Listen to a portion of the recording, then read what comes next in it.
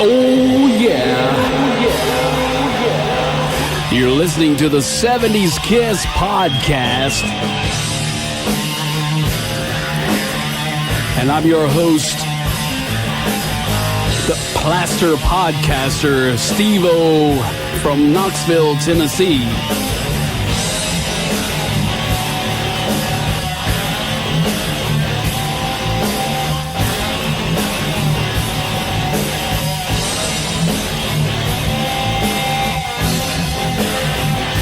This show is about Paul Stanley, Gene Simmons, Ace Frehley, and Peter Criss. If you're looking for something else, you can just keep on knocking. And here we go again. I've got Richie Fontana on the line. How's it going, Richie? Hey, Steve. How you doing, man? Not too bad, not too bad. We just want to talk to you a little bit about the early 70s Kiss and, your experiences with Kiss and the Paul Stanley album. Is that cool? That's cool by me. All right, well, tell us all how you very first met the band. Okay, well, it turned out, let's see, in 1976, I was in a band called Piper with Billy Squire, and we signed with Bill at Coin Management at the time. And Bill already had Kiss. That was his first act. And Kiss was already successful at the time. So it's mainly because we had the same manager. And we used to see them all the time up at the office, And then time went by. We did our first tour. I think it was early 77. We toured with Angel. Mm-hmm. And let's see. And then we came back. And then when it was time for us to record our second album, we both Kiss and Piper shared Electric Lady Studios in New York at the same time. Wow. We were recording our second album titled Can't Wait, and Kiss was in the other studio down the hall recording Love Gun. So we really got to know each other much better then because we had the whole run of the place. It was like a family affair, really, because we were both a Coin acts, and they were already successful. And so, we were walking in and out of each other's sessions, hanging out all the time. I'd walk into the control room while they're recording, and they'd come into ours, and we meet in the hallway. I mean, this went on for weeks because that's how long it takes to make a record, So, well, that led to, after that, I mean, we were really surprised afterwards because then once our second album, Piper's second album was released, we went on the road again with the Babies, the band with John Waite. Right. That same year. And we did a whole tour that summer with them, and we were coming down to the end of that. So Kiss was already out on the road themselves on the Love Gun tour. So when we got to the end of our tour, we thought we were done for the summer, or whatever, for the year, rather. No, what am I saying? It was like winter time. It was December. And we were told, no, you're not done. You're jumping on the Kiss tour. So, and we were told that Kiss requested us to be open for them. I mean, they had a number of different acts on that tour open for them. So it started off with Kiss did 3 nights at Madison Square Garden in December of that year. They had already played Madison Square Garden earlier that year, but they came back to play it again. And this time it was 3 nights at the Garden in late December of 77. The band Detective opened for them the first night, and then we opened for them the second 2 nights. And we were thrilled, totally thrilled to do that, especially because we had a lot of radio airplay in New York, in the New York City area at that time. Right. WNEW. Yeah, WNEW was playing our single a lot. So we had fans there too. So it was like we even got an encore that night, which we were totally surprised because we considered that to be a Kiss audience, but whether it was, but it just worked out wonderful for us. So, and that continued, and we did about 8 more cities with them. And then we went on to Philadelphia, North Carolina, Alabama. We did about 8 more shows with them into the beginning of that next year of 78. So during this time, I know that Love Gun was kind of around the time that the all the trouble started within the band members. Maybe the excess and the drugs and the booze and just the wild things that come with, being a rock star. Were there any crazy experiences that you may have witnessed that you may have been a part of that you could tell us about? Well, no. I have to say that as far as we were concerned, there was no indication of that. We didn't really know what was going on deep inside their camp. Oh, okay. So you guys didn't really hang out and party together and have drinks and stuff like that. No, we only did on certain occasions when everything was happy and rosy and nice. Like when we were on tour. It was like New Year's Eve. I think we opened. I think it was Greensboro, North Carolina. And that was one night that we really did hang out. I mean, it was New Year's Eve. Kiss had the whole top. We were in the same hotels. Kiss had the whole top floor of the hotel, and our band Piper, we were on the floor below. And of course, we were invited upstairs to party. So when we got up to that top floor, all the doors of every room was open. The road crew was there. Everybody was there. Everybody was having a great old time. I mean, there were food fights in the hallway, and everybody was going crazy and having a good time. And I remember sitting on a bed in one of the rooms with Paul Stanley, and the doors open and everybody's screaming. There's food smeared all over the walls, and Paul said, and there were fans trying to come up up the stairwells to get upstairs. So they had to call security and block off the stairways. And Paul said to me that night, he says, "Richie, see, people think this is a glamorous life. We're actually held up in this hotel. We can't go anywhere." Not that we wanted to, but, that was one night that we all really did hang out and just, have fun and stuff. But other than that, it was business, it was touring, and Piper broke up in '78. So the craziness with Kiss, I think, kind of started just right after that, or right around that time. So our band split up, so we wouldn't be privy to any of that, what was going on with them. Yeah, and I experienced one night I went to Knoxville, Tennessee, the Knoxville Coliseum, and seen actually Guns N' Roses' Appetite for Destruction, and got invited back by Axl Rose to the party up on the floor, and it was the same thing. They had the whole floor. They ordered pizza, and when Domino's Pizza showed up, they just grabbed the pizzas and started slinging them down the hallway like frisbees. It was crazy. But oh yeah. But, I mean, we were everybody within under the umbrella of Aucoin management. Talking about Kiss, there was Stars was the second band that Bill Aucoin signed. Mm-hmm. Piper was the third band, and when it was just those three, I mean, Bill Aucoin used to instigate this a lot, but the company policy at parties pretty much was to always end with a food fight. Right. I'm just starting to remember another fun night we had.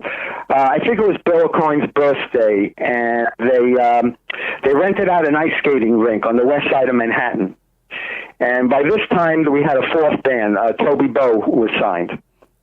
They had that hit, My Angel Baby, sometime around that time. Right.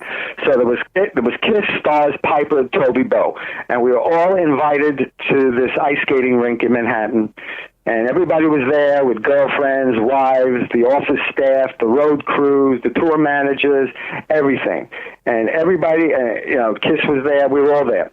And everybody got bombed, and we were all ice skating, even though some of us never got on a pair of ice skates before, so that was pretty funny. And it pretty much, once again, it ended in a food fight. And the last thing I remember, it was Christmas time, and off to the side of the ice skating rink, there was like this room where you can hang out, and there was a Christmas tree in there. And the last thing I remember, at the end of the night, Ace picked up the Christmas tree with the lights, ornaments, everything on it, and just threw it across the room. And they came in and they threw us out. You can't throw the Christmas tree. Oh man. Yeah, that was the highlight of the party. That was the end of the party. It was like time to go. Yeah. Well, I used to think Billy Squier. I used to think that he reminded me a lot of Paul Stanley. I mean, not just the way he looked, but his vocals and his writing and everything. Me and a friend used to talk about that back in the 80s when he very first come out with his solo stuff, and it was, kind of strong. But that's cool because I never knew that you actually played with Billy Squier, and I didn't even know Billy Squier was in a band called Piper. So that's kind of cool to know. So tell us a little bit more about that band. What happened with that band? Did you guys have any more success? What happened?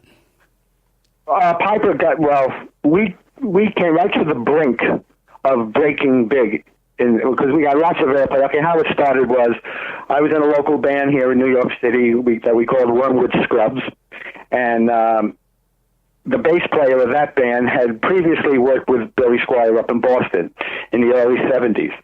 And once Wormwood Scrubs was disintegrating, Billy got a call from, Danny McGarry was the bass player. He got a call from Billy, and Billy had a little development deal from Bearsville Records, so he wanted to cut some demos.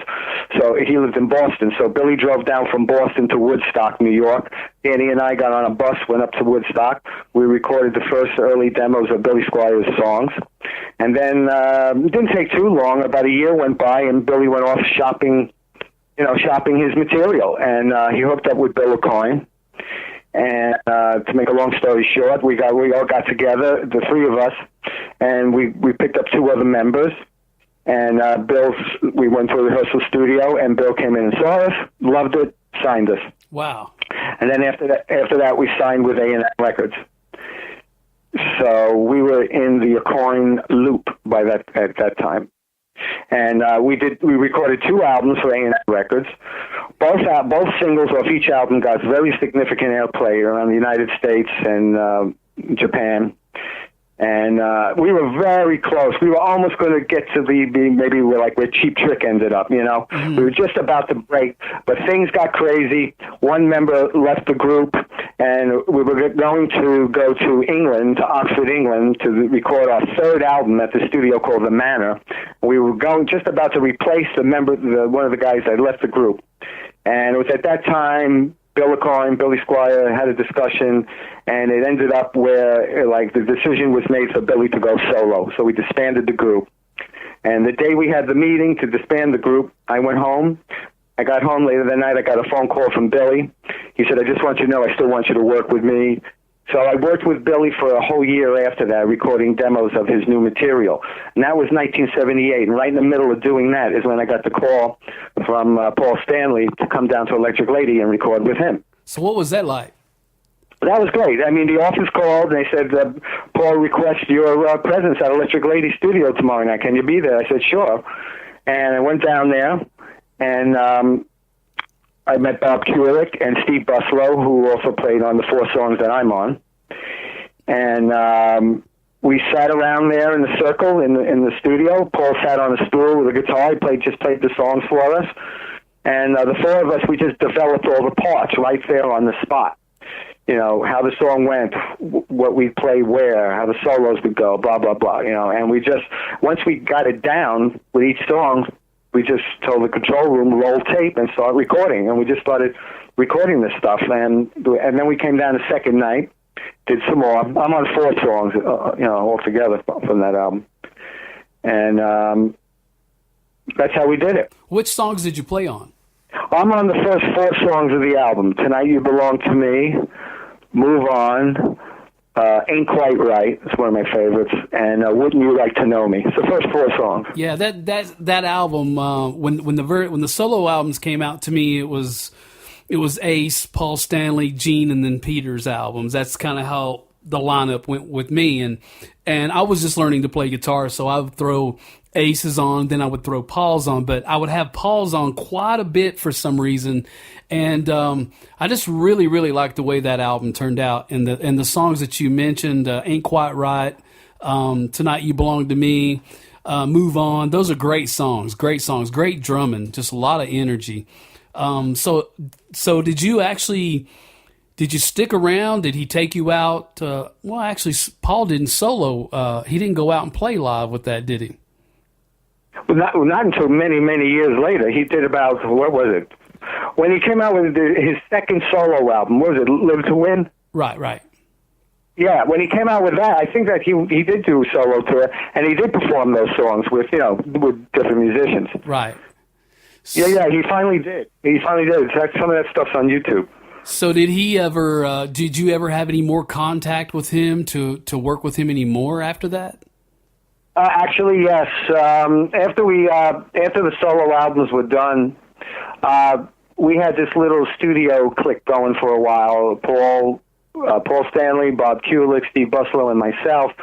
And after it was done, Paul called me again. He said, "Can you come?" He goes, because he had this little project going where he was producing some tracks for a group called the Alessi Brothers, Billy and Bobby Alessi, and they were really good songwriters. And Paul was producing some demos for them, so he wanted to use the same people that played on his album to play on these demos for the Alessi Brothers. So we got together again at Electric Lady. It was the same lineup. And I always say this because this is one part of my memory is a little bit blurry, but I think Bruce came in and played on one of those tracks. I'm pretty sure, not 100% sure. And so I did work with Paul after that, and we were in contact a little bit over the years as I started to grow as a songwriter myself, which ended up with me releasing my own album some years ago called Steady on the Steel.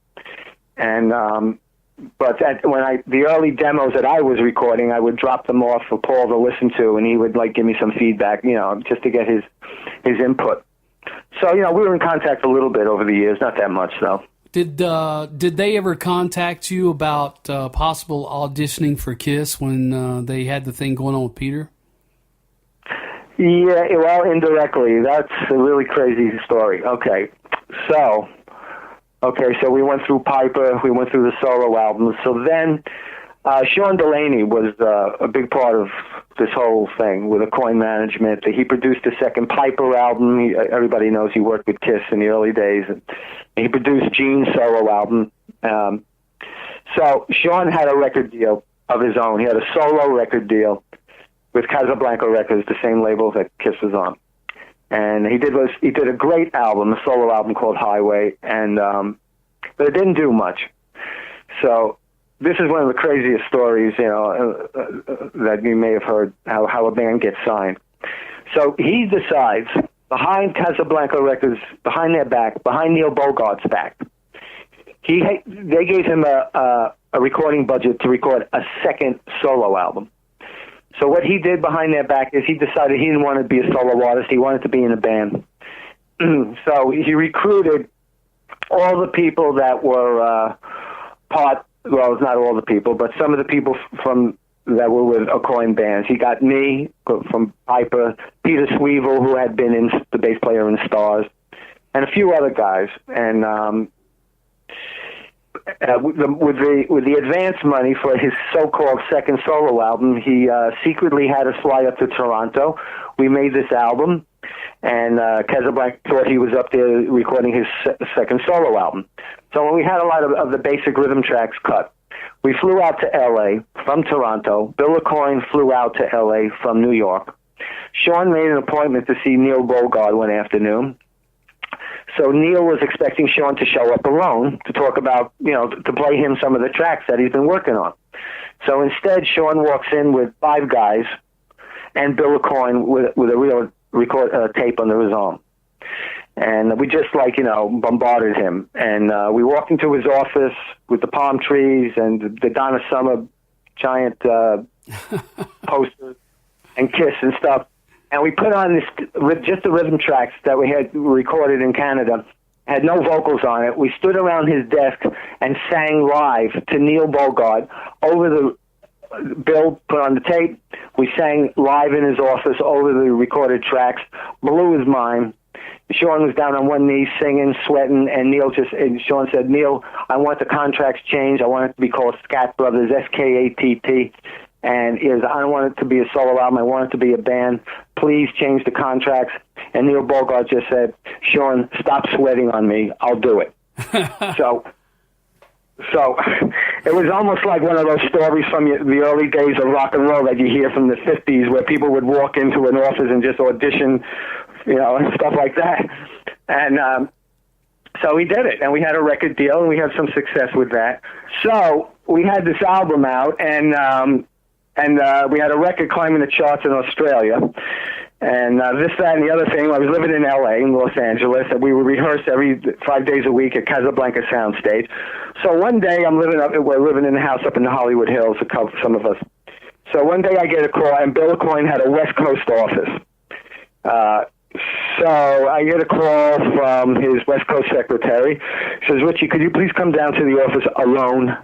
I need to talk to you, which I thought was strange. I said, sure. So I drove down there, and I sat there, and she said to me, I have to tell you this. She goes, Bill called. He's with Gene and Paul, and they're talking about you.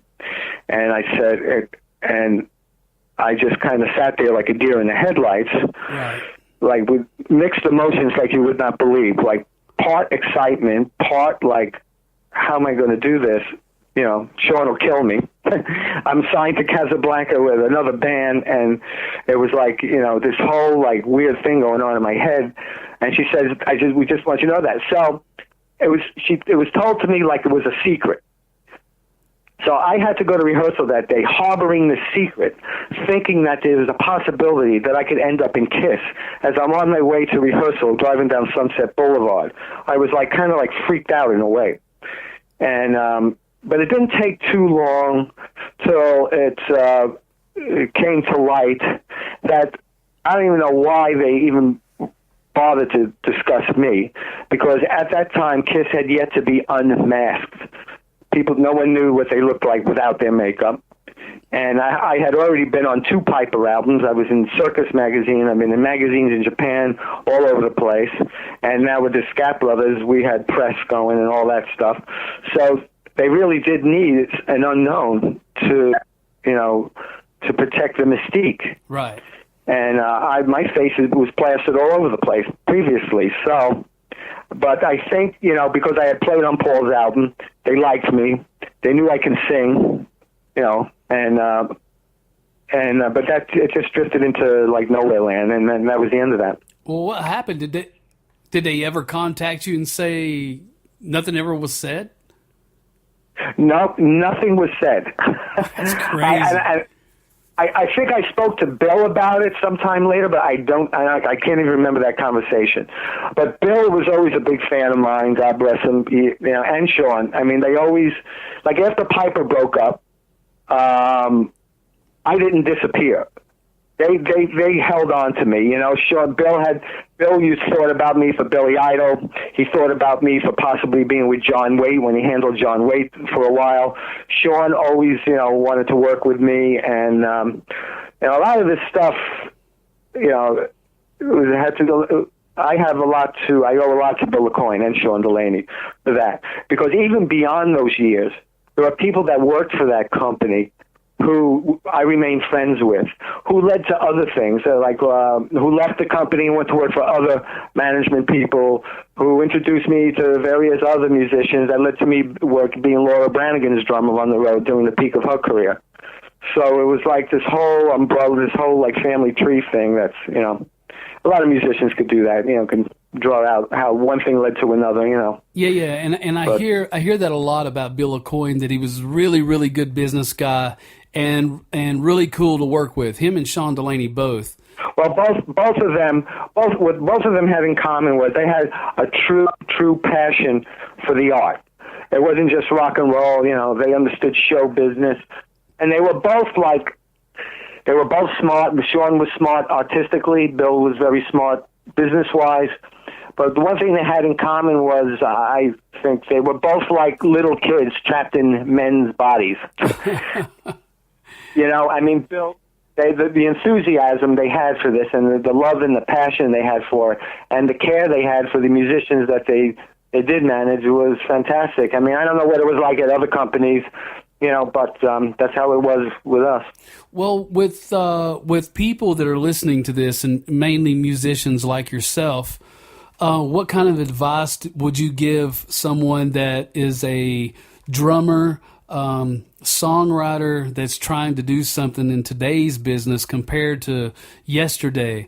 I mean, it's a different world out there. People have their own studios now where they can create their own music, and they can become their own producers. They can just bring people in, and there's not a lot of money that's going out except for the equipment, you know.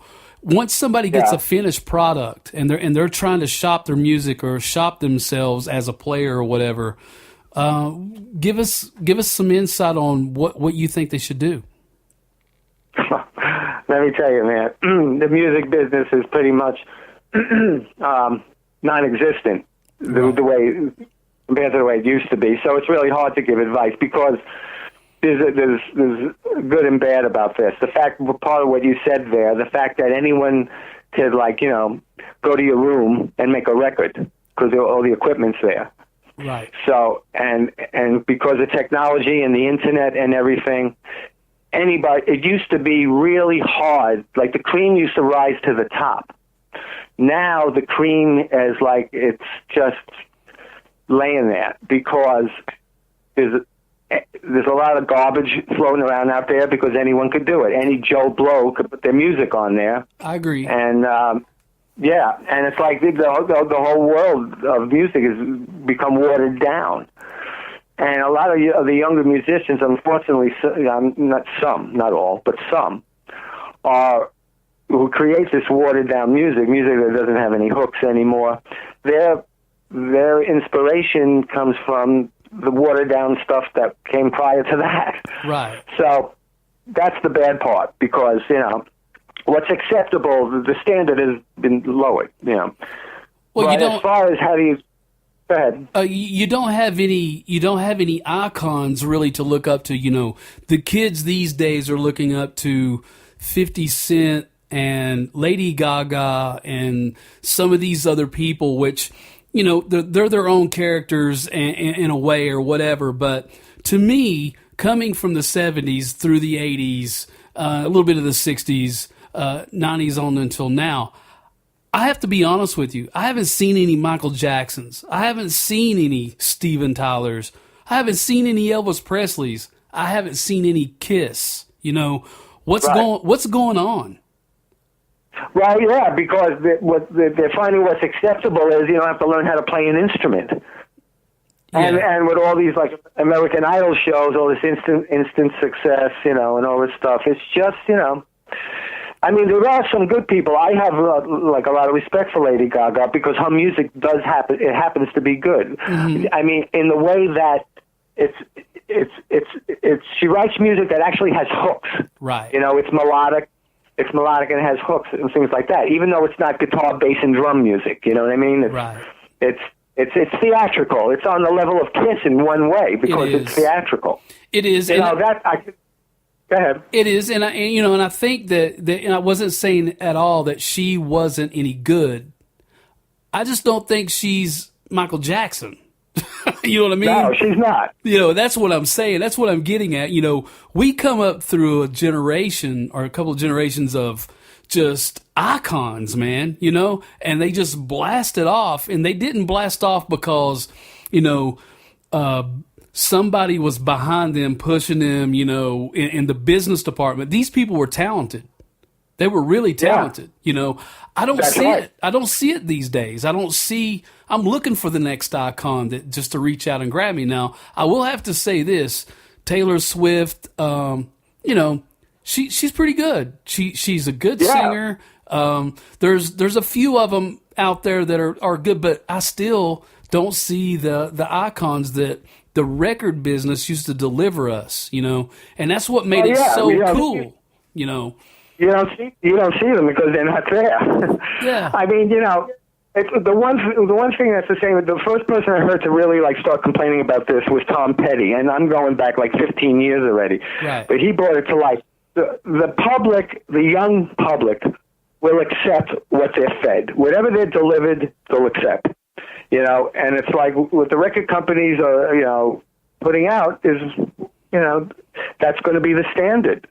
And rock and roll used to be everything. Now it's just a part of it, and it's becoming a much smaller part of it each and every day. But do you think that rock and roll has been stepped on a little bit by the record industry because rock and roll music, it was so big, it was almost out of control. Now they have a clamp on what they can feed you and give you, you know, as a listener, the kids or whatever.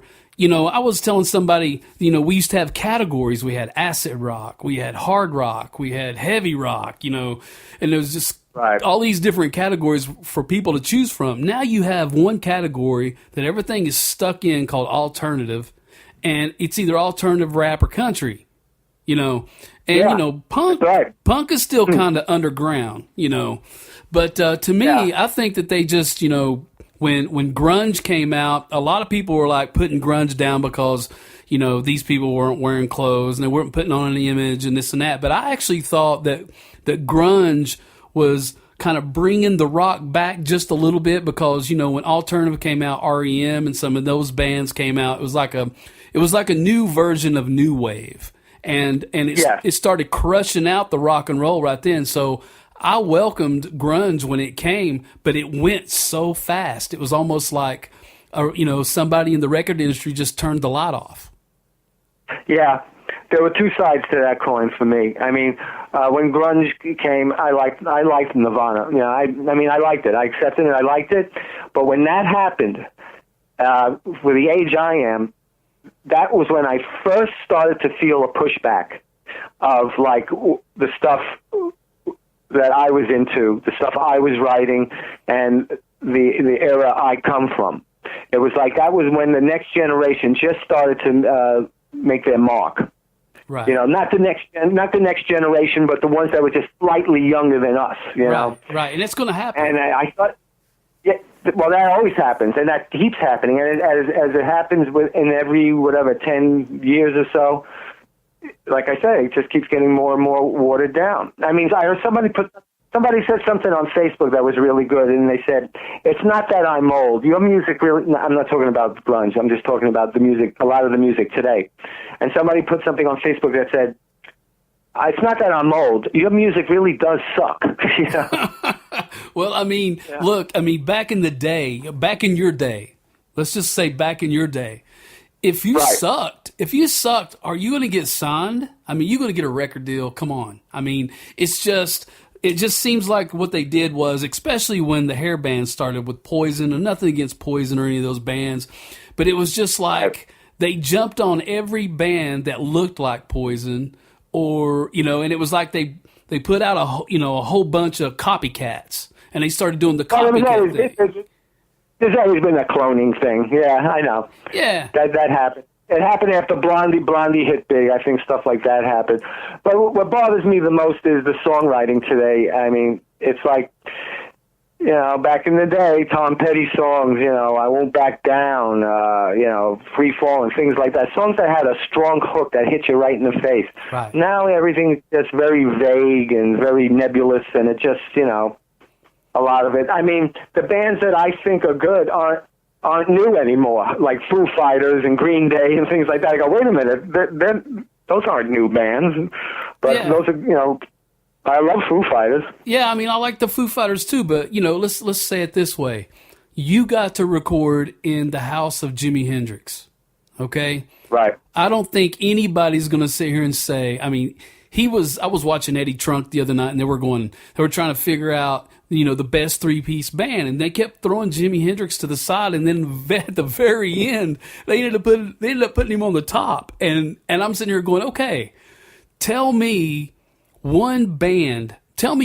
artist that's come out that's been as big as Jimi Hendrix. You could say Nirvana because of Kurt Cobain or whatever.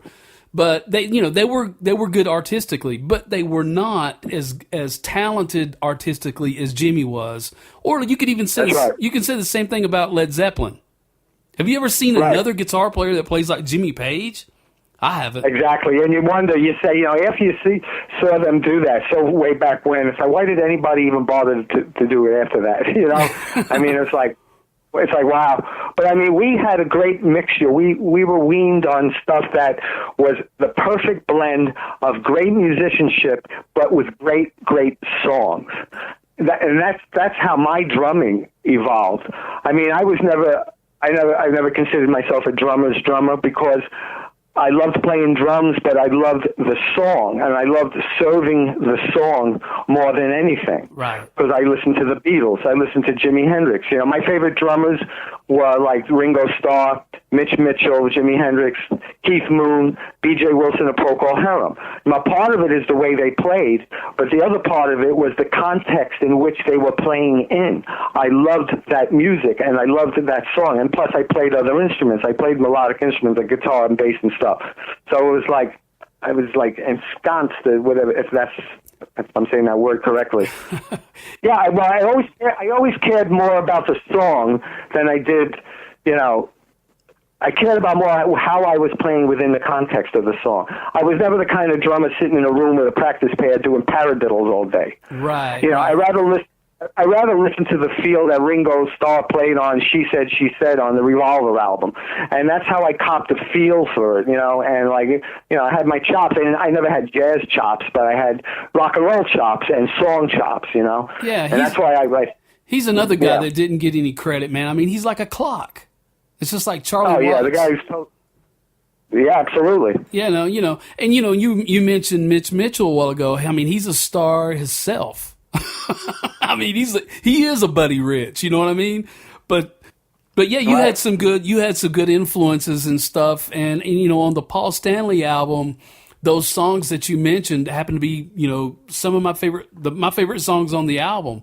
So I understand exactly what you're talking about playing for the song, and it wasn't like just this over rock and roll drum edge with all these crashes and stuff. It was all on the one, Right. And that's why I love working with Paul, because Paul Stanley is a great songwriter. I mean, Wouldn't You Like to Know Me is the Raspberries meets the Who, Mm-hmm. I mean, Paul Stanley, he has we're the same age, so I mean, he that's why what was great about those solo albums was they were all able to stretch. And when Paul had his chance to stretch, that's what came out. Really like great melodic, tunes. Some were, heavier rock tunes. Some were just total departure from Kiss. Some of it. Well, tell us what we were just talking about with the changes in the music and stuff. How has that affected you, being the musician? And I'm assuming that you still do studio stuff and record. But how has that affected you going into this change? And what are you doing now? Well, I haven't been doing a lot lately. What I've been doing is pitching the material, my existing material for film and TV and stuff, to be used in any way possible, whether it even be incidental music or whatever, and also pitching the material to certain individual artists that I have in mind. That's what I've been doing. I mean, I'm not active as a musician out playing anymore. I mean, that's all behind me now. Uh-huh. So what I do is I just like think more in terms of like trying to do the publishing thing, Right. And were you able to make the Rock and Roll Hall of Fame last night? No, we didn't go last night, but we had so many friends. Lydia and I had Lydia Chris is my girlfriend, uh-huh. And we had so many friends there that we were bombarded with it. We saw the whole thing last night, so we did not go. No. Yeah, well, I actually saw it on the YouTube. I mean, immediately after they were on, somebody had recorded it with their phone. I actually think that the guys did show themselves professionally. There was a couple of little things that was said that wasn't really too bad, and I'm glad it ended up that way. It would have been cool if they would have played, but there's so many people involved in the Kiss thing. There's no way. I mean, they could have involved everybody in that, but I understand why they didn't. I mean, look, you're one of those guys. I mean, you played on Paul Stanley's album. There's so many people that's had a piece of that cookie. And but none of it would have started if it hadn't been for the original four guys, Yeah, again, I think that's one thing. The Rock and Roll Hall of Fame, they didn't want to water that down. They wanted the four originals, and they acknowledged the other guys. Yeah, it's kind of, which was good. It would have been like, from what I understand, and I haven't seen it yet, but from what Eddie Trunk posted, it would have been something like the Bruce Springsteen. He was stating that it went on forever, with all these people. I heard about that. Yeah, so that's kind of what would have happened, and it might have been one of the reasons why they didn't want to do that. But to me, I'm growing up in the 70s. there's four guys, and like you said, nobody knew who they were, what they looked like. But you can always tell when somebody else puts on the Ace makeup that's not Ace Frehley. That's right. You know, it's like, you know, those guys had a chemistry that nobody else has been able to create. And I'm not taking anything away from any of the other studio players like yourself or Bruce or Bob or any of these other guys, Eric Singer. They're all great players.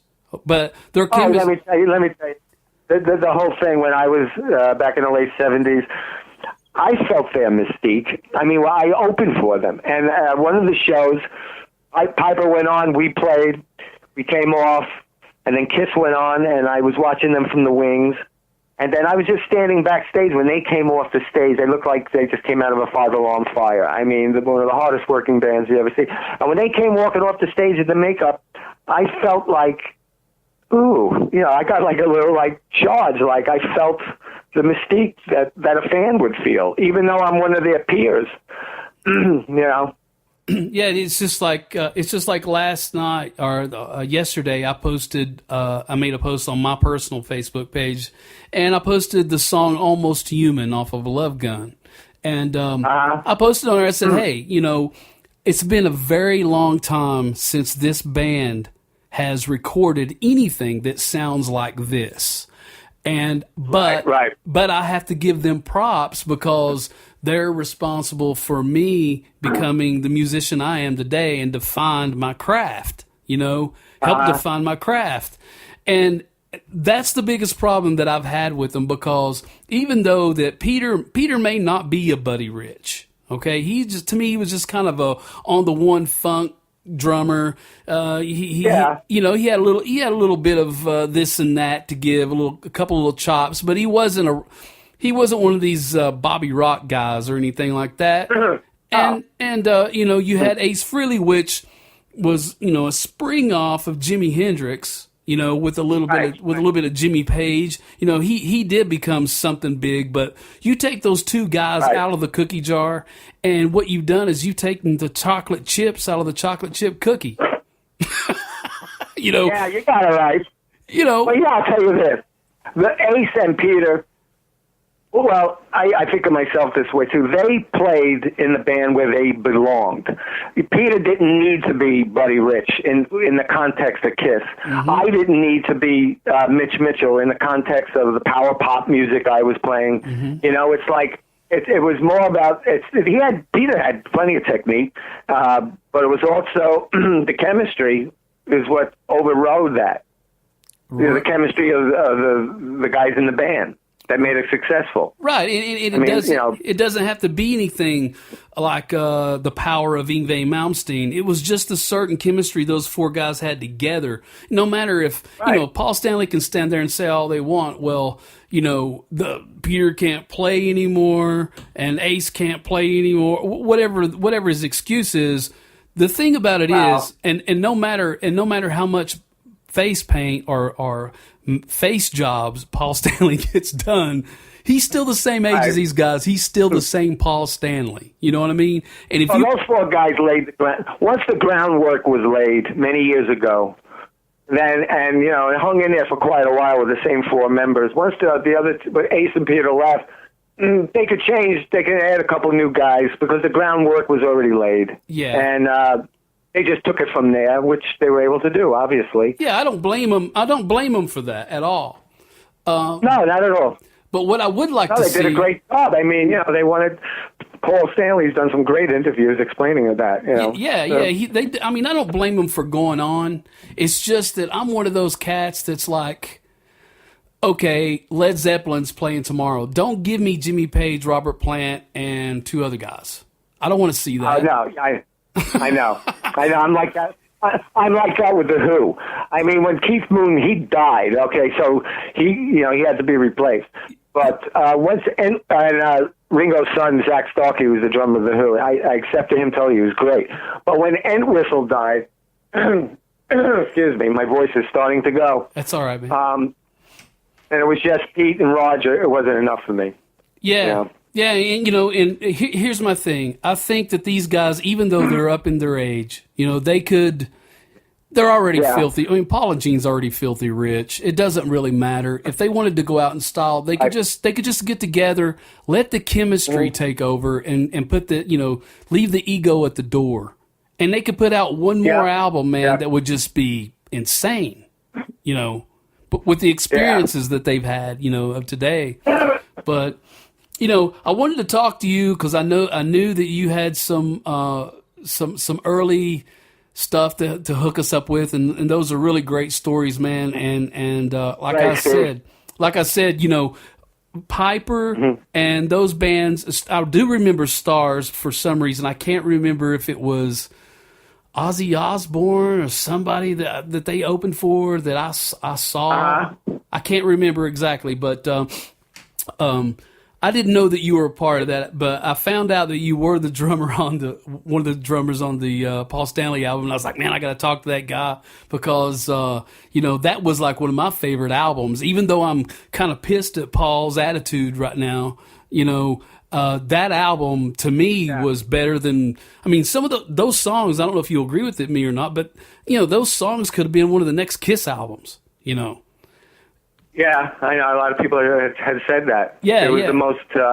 It was the most Kiss-like of the 4 solo albums. It was, and but I talked to Lydia, and Lydia said you'd be a good interview. So I do appreciate you taking out the time to do this. Is there anything you want to say to the Kiss fans, or you got anything else you want to add?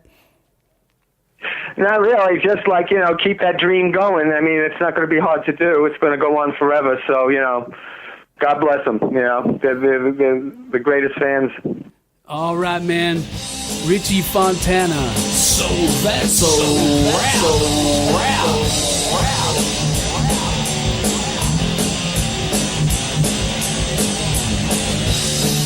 Well, that's it, folks. Until next time, this is the Plaster Podcaster saying, I'm out.